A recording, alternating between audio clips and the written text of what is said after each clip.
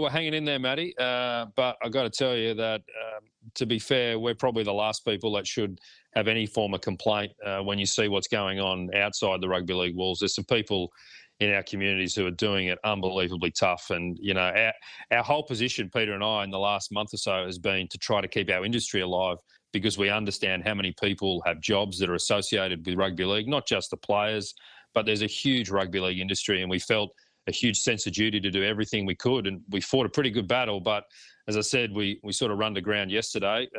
We're going to try to get ourselves back as quickly as possible.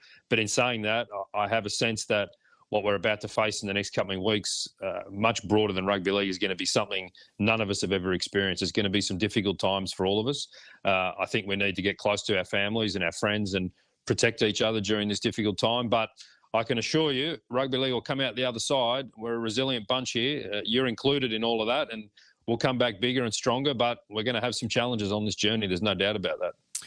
Todd, for the last month or so, we've started to hear words like biosecurity expert, pandemic expert, and for a lot of us, we've never faced anything like this in our lives, and we've aligned a lot with the AFL throughout this period. And when we saw them close down the other day, it seemed inevitable that we were going that way too.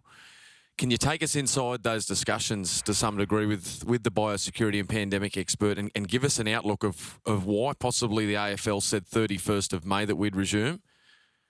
And yeah, look, we left that open. Yeah, I can try to, Michael.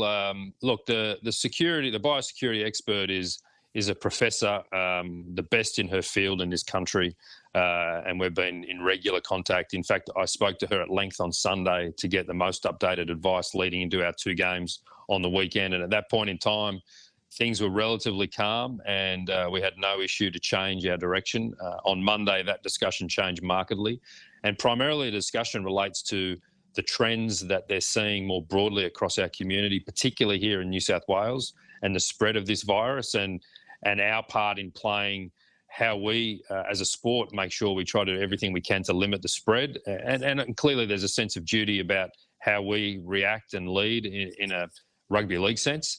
But, we've been in constant contact with the AFL. I've been in constant contact with my counterpart, as you'd expect me to do. And, they've put a date on theirs. We haven't. The only reason we haven't is we just don't want to lock ourselves into any time frame. If there's a way that we can come back earlier, if there's a different scenario, we'll consider it. So we've put no time frame on ourselves, but we are realistic to know that we won't be playing games for a while. And while that might sadden a lot of people and upset a lot of people, we can only be pragmatic and sensible in the position we find ourselves. But as soon as we can play, we will. But I think we're about to face some much bigger issues in the short term. Yeah, we're talking to Todd Greenberg, the boss of the Rugby League, CEO of the National Rugby League. And Todd, just curious from a societal point of view, where did the professor say this is heading, the coronavirus? Well, I mean, her view to us was that the trends that are now being seen in our country aren't dissimilar to what we're seeing overseas. And when you see some of the reports that we've seen from, whether it's in Europe, in Italy, or particularly in the United States, there's no doubt we're not immune to it. And the trends here are heading in the same direction. And all of us have a duty on this. If you'd asked me, 3 or 4 weeks ago, Matty, about self-isolation and social distancing, I probably would have been a little blasé. I can tell you today, and for anyone who's watching this, the self-isolation, the social distancing is so fundamentally important. And every person I'm talking to, from my children all the way through, I'm trying to explain to them that we all have a duty to react and behave appropriately. And if we don't, we are going to face some massive consequences in our country. Australians are famous for "she'll be right, mate," but this is not a time for us to use that slogan. Now we've got to stand up and actually do what's right. Last night, Todd, we heard Paul Kent say that clubs are vulnerable and that the game won't look the same. As the CEO of the NRL, talk to us about just how tough this is going to get for some of our clubs. Talk to us about what it's like for you at the moment, having to have discussions with some of your staff and some of the pay cuts that's going on in the industry at the moment. Yeah, you're right. Everyone's vulnerable at the moment, Mick. There's all 16 clubs will feel this pain, and on top of that, our Sydney-based clubs that have a heavy reliance on their licensed clubs, their league clubs, will have a doubly difficult time trying to face this funding crisis. There's no doubt they're all under pressure. The whole game's under pressure. But I said this yesterday, and it's something that's going to manifest over the next couple of weeks, is we're going to have to reset the entire cost base of the game. What I mean by that is that no one's immune to the cost structure that we now have to face. That includes me. It includes my executive team. It includes all our staff here. Yesterday, I had to stand in front of the NRL staff here and explain to them that we've shut the office and we won't reopen it until May, and everybody is now on leave for an extended period of time. That creates a huge amount of angst in our building. That's going to happen across every one of the 16 clubs, I would suggest, in the coming days. But everyone has to reset the cost base, and that's including the players. We did a collective bargaining agreement with the players, and we said that we'd happily share a percentage of revenue with them, and in good times they'll share on the upside, but in any partnership on the downside, we all have to share in taking some costs out. And it's going to be painful, mate. It will be. All of us have to feel that pain, but the opportunity exists for us to come out the other side with a resetting of the cost base. Will it there's no one the immune. game? They're saying that it's going to have to strip the game back, and we're going to have to start again. Do you get the sense that this has probably exposed some flaws from the way we've managed our funds in recent times?